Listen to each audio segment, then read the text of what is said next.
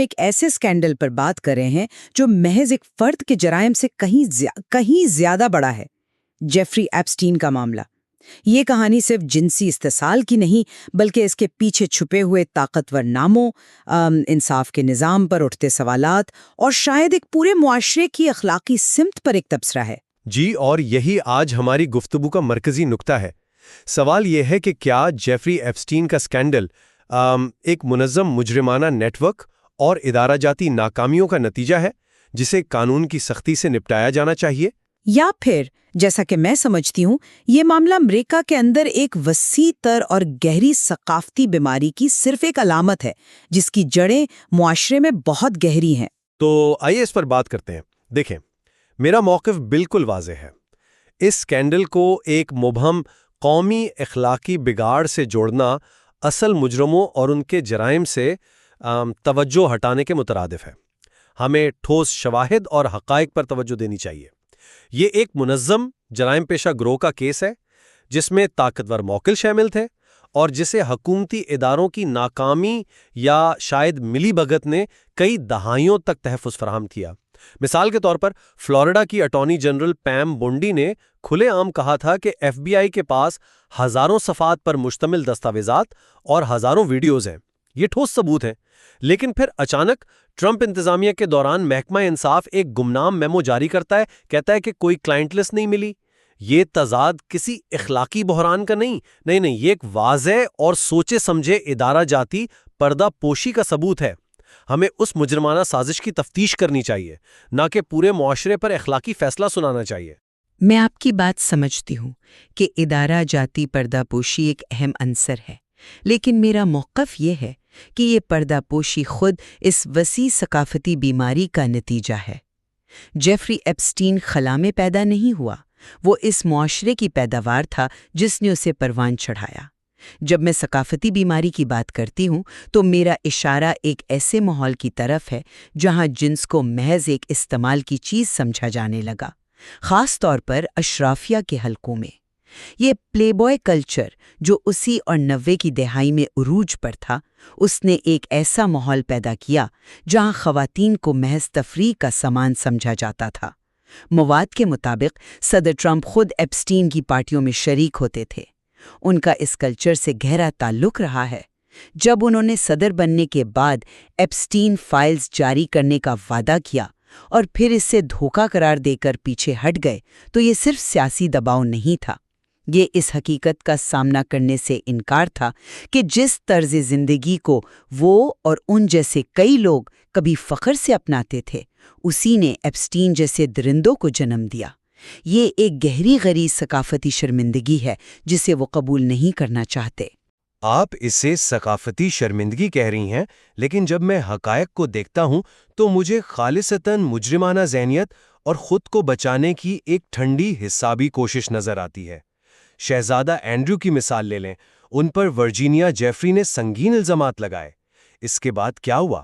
Jeffrey کو خاموش کرانے کے لیے مبینہ طور پر برطانوی شاہی خاندان کی جانب سے $16 ملین کی خطیر رقم دی گئی، اور پھر کچھ عرصے بعد وہ ایک مشکوک حادثے میں مردہ پائی گئیں۔ یہ ثقافتی شرمندگی نہیں ہے، یہ گواہوں کو راستے سے ہٹانے کا کلاسک مافیا سٹائل طریقہ ہے۔ جب انصاف کی راہ میں اس طرح رکاوٹ ڈالی جا رہی ہو، جب گواہوں کو خریدا یا مارا جا رہا ہو، تو یہ بحث اخلاقیات سے نکل کر سیدھا منظم جرم کے دائرے میں داخل ہو جاتی ہے۔ لیکن آپ اس سوال کا جواب نہیں دے رہے کہ شہزادہ اینڈریو یا ٹرمپ جیسے لوگ اس مقام تک پہنچے کیسے؟ یہ رویہ کہاں سے آیا؟ آپ جس منظم جرم کی بات کر رہے ہیں اس کی آبیاری کہاں ہوئی؟ یہیں پر میرا نقطہ اہم ہو جاتا ہے۔ جب ایک معاشرہ جنسی بے راہ روی کو معمول بنا لیتا ہے تو وہ بڑے گناہوں کے لیے زمین ہموار کرتا ہے۔ مواد میں اعداد و شمار دیے گئے ہیں کہ 92% امریکی مرد اور 60% خواتین ماہانہ فوش مواد دیکھتی ہیں۔ جب جنسی تسکین کو ذمہ داری اور وابستگی سے الگ کر دیا جائے تو یہ سوچ پیدا ہوتی ہے کہ انسان، خاص طور پر خواتین، اپنی خواہشات کی تکمیل کا ایک ذریعہ ہے۔ ایپسٹین نے اسی سوچ کو اپنی منطقی اور خوفناک انتہا تک پہنچایا۔ وہ اکیلا نہیں تھا، وہ اس ثقافت کی علامت تھا جس نے اسے بنایا اور پھر اسے تحفظ فراہم کیا۔ یہاں میں آپ سے شدید اختلاف کروں گا۔ آپ 92% مردوں کے فحش مواد دیکھنے کو ایپسٹین کے گھناؤنے جرائم یعنی بچوں کی اسمگلنگ اور جنسی غلامی کے برابر کھڑا کر رہے ہیں۔ یہ ایک بہت خطرناک اور غیر منطقی موازنہ ہے۔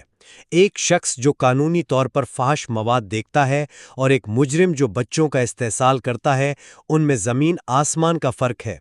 اس طرح کی دلیل دے کر آپ اصل مجرموں کے جرم کی سنگینی کو کم کر رہے ہیں اور لاکھوں عام شہریوں پر الزام لگا رہے ہیں۔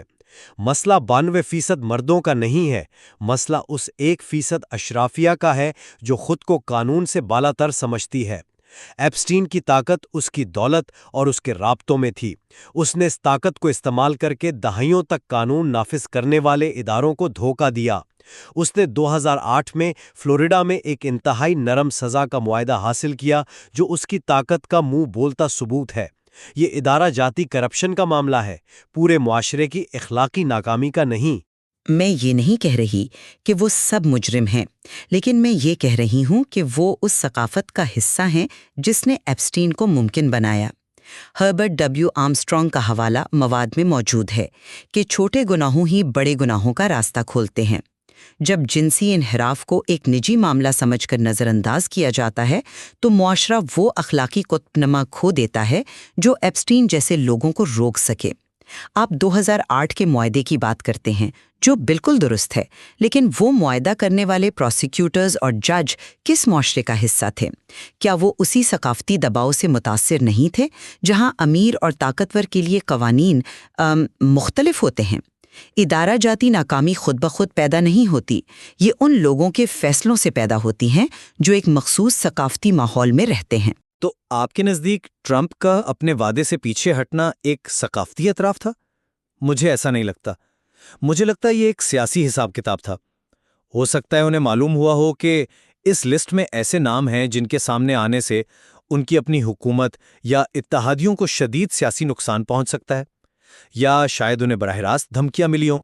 جب آپ ایک ایسے نیٹ ورک کی بات کر رہے ہیں جس کے رابطے دنیا کی خفیہ ایجنسیوں اور طاقتور ترین افراد سے ہیں، تو اسے محض شرمندگی کہہ کر مسترد نہیں کیا جا سکتا۔ یہ زندگی اور موت کا کھیل ہو سکتا ہے۔